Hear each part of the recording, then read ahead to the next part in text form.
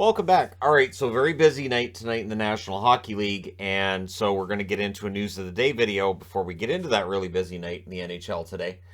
Starting with a signing, Pyotr Kochetkov signing a 4-year extension worth $2 million per season. I mean, there's some risk to this because he's got a very small sample size at the NHL level, but honestly, he's a young goaltender, and clearly the vision is to make him either the backup or a 1B option as soon then as next season. So that kicks in next year, and we'll see how things go for Carolina. In general, they've done a pretty good job managing the cap. There are some teams that have had problems, but Carolina, again, in general, has done pretty well. And knowing when to let players go is something that Carolina's been pretty good at, where players asking prices pretty high and they decide, well, that's not in our current scheme in terms of our finances. So honestly, well-run team, not a high cap hit, and if he's going to be the backup next year, I think that's a pretty good move. So New Jersey fans, of course, tonight are looking for that 14th win in a row. That would be a team record, and getting closer to the NHL record, which is still 17 wins in a row by the 92-93 Pittsburgh Penguins. But also with player news, Palat and Blackwood skating in a limited capacity. So both of them on the road to return. For Blackwood, believe he's closer than Palat, but at any rate, they're skating in limited capacity. Amanda Stein reporting that today. So yeah, 14 wins in a row. We'll see if they get there. Speaking of the St. Louis Blues, who've created a record with losing 8 in a row, winning 6 in a row, 7 in a row. Now they're going for their 8th in a row. Sure. Also, Bortuzzo's been activated off the injured reserve, and Tucker has been sent back down to the AHL. Tucker, of course, providing them with a little bit of depth, a little bit of toughness, too.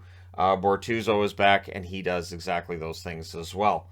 So, yeah, they're aiming for their 8th win in St. Louis. We'll see if they get it. They're against Buffalo, and for New Jersey, their game, of course, is at home against Toronto. So St. Louis is on the road in Buffalo, and again, for the Sabres, they got off of their losing streak last night, too. So it kind of feels like Buffalo should win that, so Buffalo can get their own streak going, which would then break St. Louis' streak and start a streak in a different direction. We'll see. But it is the two streakiest teams in the NHL against one another, which I find endlessly fascinating. So for Columbus, Roslovic and Foudy are both back into the lineup tonight. Chychrun didn't skate today. He will not be in the lineup tonight. Gauntz is out as well. Looks like Gauntz is just a healthy scratch. But for the Columbus Blue Jackets, of course, lineup news is going to be pretty much a daily thing. It feels like I'm talking about Columbus pretty much every day, and it's injury news pretty much every day as well. So the Jacob Chychrun trade discussions, I don't know how far they've gone. I don't know how many teams have necessarily inquired yet. He did play over 23 minutes in his return game for the Arizona Coyotes. That's a lot for a guy who hasn't played in, 7 months?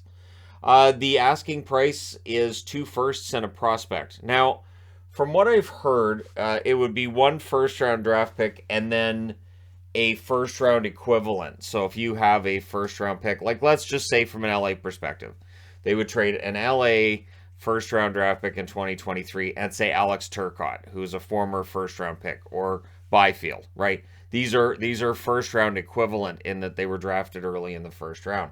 So that's the kind of thing that I had heard they were looking at, was 2 firsts or a first and a first equivalent. But there's also a prospect they want, and so, of course, that can be changed. Maybe it's 2 first-round picks and a B-level prospect. Maybe it's a first-round pick, a first-round equivalent prospect, and a decent prospect on top of that as well. That's an expensive asking price. It's a lot. It absolutely is. But as we get closer to the trade deadline, teams, as long as he's healthy, as long as Chychrun shows he's healthy, I think there's a team that's going to cough that up. He has a good cap hit. He's a young defenseman, and he can do a little bit of everything. One of the more underrated defensemen in the league when he's healthy. The trick really has been getting him healthy. 2 years ago, excellent run for him, and it's been tough lately because of the injuries. So hopefully Chychrun gets to that level where he's able to show what he can do, and Arizona can get the max back for him. All right. So coaching. It feels weird that we're a quarter of the way into the season and there haven't been any coach firings yet. There have been seasons where I've already done, by this point in the season, 4 or 5 videos on coaches being fired, and 4 or 5 videos on the new coaches being hired. At this point, there hasn't been anything. It sounds like from Darren Drager's reporting that Bruce Boudreau could be the first one out, but then he also added the qualifier of it could be days, could be weeks, could be months. So, okay. Ottawa as well. It looks like there's very little chance of DJ Smith necessarily being gone. That again, according to Drager's reporting, that they're more along the lines of looking at the bench for where the problem might be. Even though injuries have ravaged that team, that wasn't really seen as that deep of a team to start with. I really think Ottawa's blue line and their goaltending have been a bit problematic, but. One thing with the coaching change in Vancouver, and it's something that hasn't escaped me. Mike Yeo's an assistant in Vancouver. Mike Yeo's been a head coach in the NHL before, recently as well. And they hired Jeremy Colleton to take over in Abbotsford in the offseason. So there's 2 NHL experienced coaches who I don't know if Canuck fans would be happy to see taking over behind the bench. Bruce Boudreau is still very popular in this market. Even though the Canucks record is where it is, I don't think there's anybody blaming Bruce. I don't blame Bruce personally at all.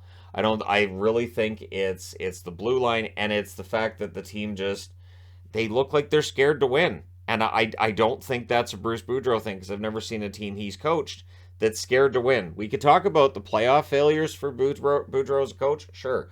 But regular season, I've never seen this. They had the 4-2 lead against Vegas and then just let it go. They've had numerous multi-goal leads this year and they just stop. They let it go. They start making bad passes. They start panicking. And I don't know that changing the coach, and again, Mike Yeo, Jeremy Colleton, I mean, unless Trent Cull, who got promoted from Abbotsford, if they decided, hey, we're going to move him from assistant to the head coach for Vancouver, I think that one might be received a little bit better. But that really is the question when you're making a coaching change. Are you making a coaching change that will make things better? Or are you just making a change so you can say, see, we changed things? And it kind of feels like that's what it would be in Vancouver. Because again, I don't know very many fans at all that have complained. I mean, there's the complaints about Höglander being scratched or this player being in the lineup or whatever. Every single coach in the NHL deals with that criticism. That's nothing unique to Bruce Boudreau. And I guarantee if Yeo or Colleton were in charge, they'd be making similar decisions. So we'll see. But it does sound like the run of coaches not being fired could change over the next few weeks. But we'll see. I mean, there's American Thanksgiving tomorrow, so they're not going to fire anybody in time for that. I don't know that a team would want to fire a coach a couple of weeks before Christmas. So maybe that coaching change happens after the Christmas break. But by that point, your team's already completely out of it, right? So I wanted to talk about playoff chances too, and thankfully The Athletic has this really nice chart that they put together. It's well worth the price of the subscription for this kind of stuff. And so I didn't want to do the whole chart because obviously that's their chart and all of that. But I wanted to look at, and it's based on the expected winning percentage for the rest of the season. I want to look at some percentages that honestly surprised me. And I went with 3 teams from each division. So in the Metro Division, they have Pittsburgh with an 83% chance of making the playoffs. So they have a favorable schedule from here. The Rangers are only at 51%. That kind of surprised me. The Rangers have been up and down throughout the season, though. So, that gets updated once a week. And maybe on the last update, the record was worse for the Rangers. And the Islanders, they only have it 41%. So, and this is how razor thin this is, too, because obviously this can change. It's so early in the season. But, yeah, it's interesting. Florida's at 95%, which kind of surprised me, too, because recently they have had their struggles in terms of getting those points and wins. And it's going to be a tough division. Detroit, only 23%. There's accusations I've seen on the channel that I hate the Detroit Red Wings. I don't. I think they have an outside chance of making the playoffs. The Athletic, their projections, 23%. So I had nothing to do with that one. So, yeah, that's there. I was kind of surprised how low that was. And Montreal, this just feels kind of cold, but they have them at 0%. So even though Montreal's at 9-9-1 and they've played well enough to stay in the hunt, nope, 0%. So it'll be interesting to see if that number changes if Montreal goes on a bit of a winning streak. It should. We'll see. Then out in the Pacific, you've got Seattle at 56%. Who saw that coming? And 56%, yeah, that sounds about right. Because they should be able to stay in that spot. They should, end up being a playoff team with how they've been playing lately. But there is always that chance that they go into a bit of, get a bit of trouble from here.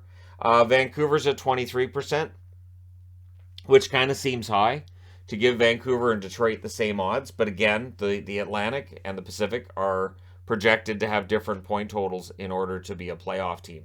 So that's part of what that is, right? But for Vancouver, the 23%, we'll see. They have San Jose at 1%. And San Jose and Vancouver have very similar records right now. So again, it's based on expected winning percentage. They do have charts, tables, and everything that explain how they come up with this. So it's not random. Absolutely not random. Minnesota's sitting at 74%. I was kind of surprised Minnesota was that high. And with the way they've been playing, I don't know how long it'll stay in the 74% range. Nashville at 30%, which feels really low for Nashville. St. Louis at 29%, but if you look at their odds, it's getting better. They were down to below 10% when they were in that 8-game losing streak. And so their playoff probability, it looks like a heartbeat. And I'm just saying, it's doing this. That means it's probably going to do that, because of course it will. I expect after a really long winning streak, another long losing streak from St. Louis. It's been interesting to watch. But there you go. I thought that would be kind of fun to throw into this video as well. Let me know your thoughts in the comment section below as always. Don't forget to hit like and subscribe if you're browsing your way through. You just happened upon this video. And hey, thank you guys so much for watching, for all your support. I will talk to you again soon.